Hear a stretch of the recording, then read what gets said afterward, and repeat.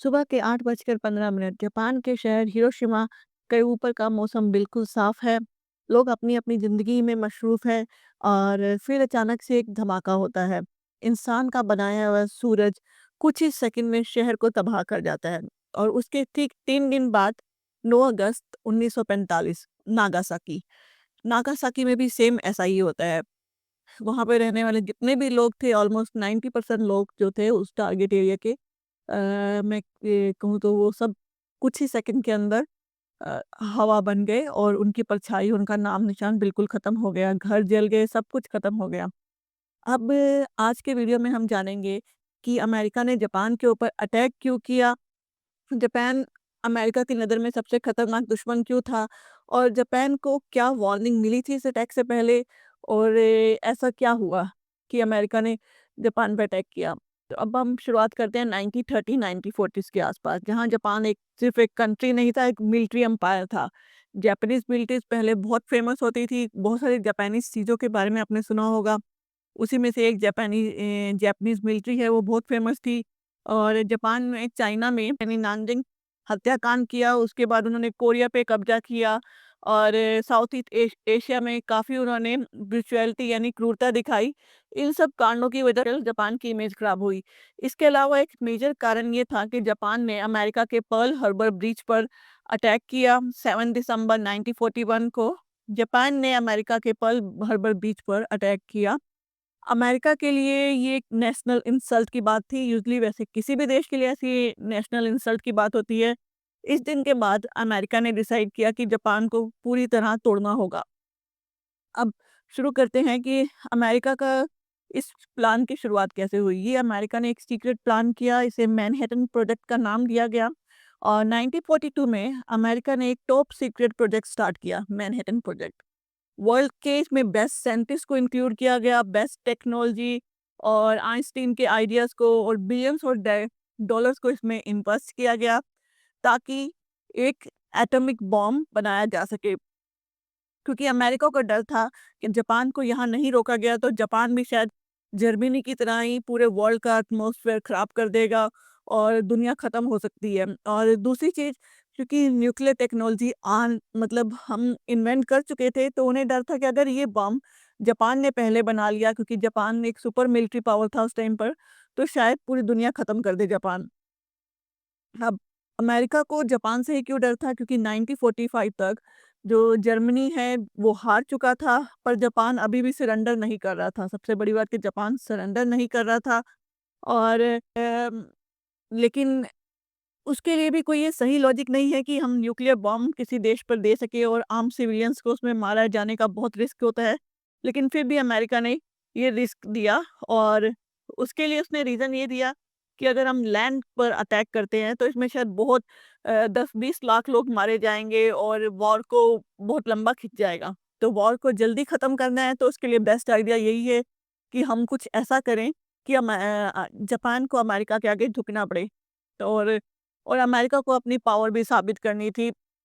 और इससे एक बड़ी बात कि अमेरिका के न्यूक्लियर बॉम्ब का जो है, इससे वो टेस्ट हो जाएगा, रियल वर्ल्ड टेस्ट हो जाएगा कि उसका क्या असर होता है और क्या नहीं होता। अब जब आप सुनेंगे कि जिन्होंने ये बॉम्ब गिराया और जब ये आसमान से बम गिराया गया, तो उस टाइम उन्हें भी ये आइडिया नहीं था कि इस बम से इस तरह की डिस्ट्रक्शन होगी। यस, उन्हें था कि ये बहुत खतरनाक चीज़ है, बट क्योंकि इसका रियल लाइफ टेस्ट नहीं हुआ था, तो उन्हें भी ये आइडिया नहीं था कि इस बम से इतना मास डिस्ट्रक्शन होगा। क्यों गिराए गए बम? क्योंकि बॉम्बिंग अ, ताकि जापान पे अपना पूरा कंट्रोल दिखाया जा सके, जापान को अपनी पावर दिखाई जा सके। अब इसमें एक और चीज़ ये है कि असल में जो प्लान है, वो 2 शहरों का नहीं, यानी हिरोशिमा और नागासाकी का नहीं, ऑलमोस्ट 10 शहरों का प्लान बना था और जापान को इसके लिए बार-बार वार्निंग, इनडायरेक्ट वार्निंग दी गई थी कि और रेडियो ब्रॉडकास्ट किए गए और लीफलेट भी गिराए गए कि आप सरेंडर कीजिए, नहीं तो आपको बहुत बड़ा नुकसान झेलना पड़ेगा, जिसके लिए आपको सेंचुरीज़ तक पछताना पछताना पड़ सकता है। और उसमें मास डिस्ट्रक्शन का ज़िक्र भी किया गया था। पर जापान, क्योंकि उस टाइम पे कोई भी न्यूक्लियर बम बनाया नहीं गया था और ना ही टेस्ट करने की तो बात ही दूर थी। तो जापान को ये आइडिया नहीं था, जापान को एक लगा कि शायद हमें डराने की कोशिश की जा रही है और मेबी ये अटैक शायद समुद्र के रास्ते या फिर ज़मीन के रास्ते किया जाएगा। तो उतना सोचा कि शायद कोई नॉच नेचुरल बॉम्बिंग होगी, आसमान से कुछ छोड़े जाएँगे, बॉम्ब गिराए जाएँगे और ना ही उन्हें इसकी एग्ज़ैक्ट डेट या लोकेशन कुछ भी नहीं मालूम था। अब एक बॉम्ब गिरा उससे पहले कि जापान की सरकार कुछ सोच पाती कि आखिर ये क्या गिरा है? उन्हें खुद भी समझ नहीं आया कि ये किस तरह का बॉम्ब है या क्या टेक्नोलॉजी है, उन्हें कुछ भी इसके बारे में समझ नहीं आया। तो वो उससे पहले कि कुछ सोच पाते और वहाँ पे हुई डिस्ट्रक्शन को वो कैलकुलेट कर पाते और 3 दिन बाद दूसरा बम भी गिरा गया। नागासाकी में दूसरा बम गिर गया और जब एक बम के डिस्ट्रक्शन को ऑलरेडी कैलकुलेट नहीं कर पा रहे थे और फिर दूसरा बम और एक और शहर तबाह और वहाँ पे रहने वाली ऑलमोस्ट सारी की सारी आबादी तबाह हो चुकी थी, मर चुकी थी, वो हवा बन चुकी थी।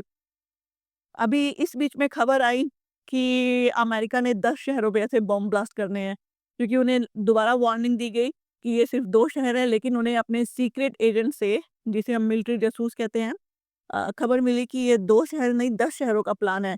तो इस पर जापान के उस टाइम जो भी शासक थे, प्रधानमंत्री थे, वो रोते-रोते रात के 1 डेढ़ बजे का समय था, आए और उन्होंने बोला कि इस तरह से तो ये 2 शहरों का नहीं, जापान के 10 बड़े शहरों का ऐसे टारगेट किया गया है और वो सभी शहर खत्म हो जाएँगे, सभी सिविलियंस मर जाएँगे और यहाँ तक कि उन पे जो भी है सिविलाइज़ेशन का साइन भी वहाँ से खत्म हो जाएगा। तो उस टाइम पे जापान को लगा कि अगर अब हमने सरेंडर ना किया, तो पूरा का पूरा जापानी कल्चर, जापानी सभ्यता, जापानी लोग पूरी तरह से खत्म हो जाएँगे, यहाँ तक कि शायद आने वाली जनरेशन में कोई ये भी ना कह सके कि हम जापान से हैं या हम जापानी लोग हैं। तो इस तरह की डर की वजह से अब जापान ने डिसाइड किया कि उन्हें सरेंडर करना पड़ेगा।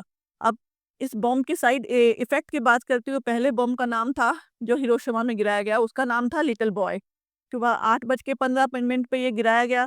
पहले 1 सेकंड में टेम्परेचर 4000 डिग्री सेंटीग्रेड हो गया और सेल्सियस बढ़ गया और लोग शैडो बन गए, दीवारों पर छा गए और हवा में उड़ गए। और फर्स्ट मिनट के अंदर ऑलमोस्ट 70,000 लोग मर गए। बिल्डिंग्स पूरी हवा में हो गई, गायब हो गई और पहले दिन के अंदर 90,000 से लेके 1 लाख तक डेथ हुई। जब नागासाकी की बात करें, तो नागासाकी में 9 अगस्त 1945 को बॉम्ब गिराया गया। उस बॉम्ब का नाम था फैट मैन और क्योंकि इस बॉम्ब का डैमेज थोड़ा-सा कम था, लेकिन फिर भी 40,000 जो है इंस्टेंट लोग मर गए और साल के अंत तक आने वाली मौत का जो अनुमान था, आंकड़ा था वो 70,000 तक पहुँच गया। अब रेडिएशन यहाँ तक कि अब इस बॉम्ब के जो इफ़ेक्ट थे वो वहीं पे ख़त्म नहीं हो जाते थे, जो आस-पास के एरिये थे जहाँ पे लोगों की उस टाइम पे डेथ नहीं हुई थी, मरे नहीं थे, उन एरियो में भी उन लोगों पे इसका असर दिखाने लग गया, उन्हें रेडिएशन के साइड इफ़ेक्ट होने लग गए, उन्हें उल्टी, स्किन प्रॉब्लम और बुखार और इंटरनल ब्लीडिंग होने लग गई। कुछ दिनों बाद लोगों के बालों का गिरना, नाखून का गिरना और स्किन का छिलना, इस तरह से ही उनको सिम्पटम्स दिखाने पड़ेंगे। और यही नहीं कि आने वाले कई डिकेड्स तक लोगों को कैंसर, ल्यूकेमिया और जेनेटिक डैमेज जैसी चीज़ों से झेलना पड़ा। ये तो था एक मेडिकल लॉस।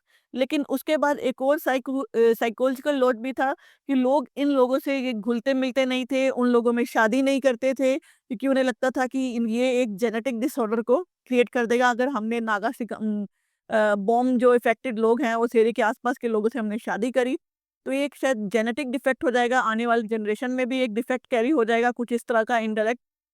तो बर्थ डिफेक्ट को लेकर लोगों ने अलग तरह से ट्रॉमा था और बहुत सारे ऑब्वियसली रूमर्स भी उस टाइम पे बने, जिसकी वजह से जो लोग थे उन्हें सिंपैथी के बजाय उन्हें एक अलग से ट्रॉमा और एक अलग से वॉर देखनी पड़ी कि अपने ही लोगों से उन्हें लड़ना पड़ा और समझना पड़ा कि हाँ, वो जिंदा है, वो ह्यूमन बीइंग है और रेडिएशंस का इफेक्ट इंसानियत को खत्म नहीं करता, ये चीज़ उन्हें समझानी पड़ी।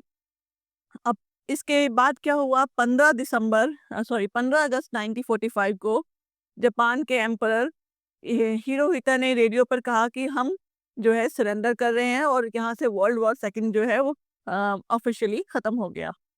आज के दिन जो है वो हिरोशिमा और नागासाकी की बात करें तो दोनों सिटी दोबारा से बिल्ड हो चुकी हैं, वहाँ पे पॉपुलेशन रहती है और दोनों सिटी जो है वहाँ पे पीस म्यूजियम बने हैं, न्यूक्लियर डिसआर्मामेंट मूवमेंट चले हैं और नावे नेवर अगेन का मैसेज ये दोनों सिटीज़ पूरी दुनिया में देती हैं कि नेवर अगेन, यानी कि पूरी दुनिया में आज के बाद न्यूक्लियर बम नहीं फटना चाहिए। और हिरोशिमा को जो है पीस कैपिटल ऑफ वर्ल्ड का नाम दिया गया, जबकि नागासाकी को वार्निंग टू ह्यूमैनिटी का नाम दिया गया। अब ये तो रहे कि जब वो बम गिराए गए तो उसके बाद उन दोनों शहरों में क्या हुआ। लेकिन ऐसा नहीं कि न्यूक्लियर बम आज की डेट में नहीं है। आज की डेट में भी बहुत सारे कंट्रीज़ के पास यहाँ तो ये बम मौजूद है और अच्छी खासी तादाद में ये बम मौजूद है। और काफ़ी सारी ऐसी कंट्रीज़ हैं जिनके पास ये टेक्नोलॉजी है, वो जब चाहें ये खुद का बम बना सकती हैं। और इस चीज़ से लेकिन हम लोगों ने शायद सबक नहीं सीखा, तो हमें एक सबक सीखने की ज़रूरत है, वो ये कि न्यूक्लियर बम सिर्फ शहर नहीं जलाता है, वो नस्लों तो यादें और दर्द भी छोड़ जाता है। अब सवाल ये नहीं कि बम क्यों गिरा, सवाल ये है क्या इंसान फिर से दोबारा ऐसी गलती करेगा? क्या फिर से दोबारा ऐसा अटैक कहीं पर होगा? मैं आज का वीडियो अब यहीं ख़त्म करती हूँ। अगर आपको मेरा वीडियो अच्छा लगा हो तो प्लीज़ मेरे चैनल को लाइक और सब्सक्राइब कीजिएगा। Thank you.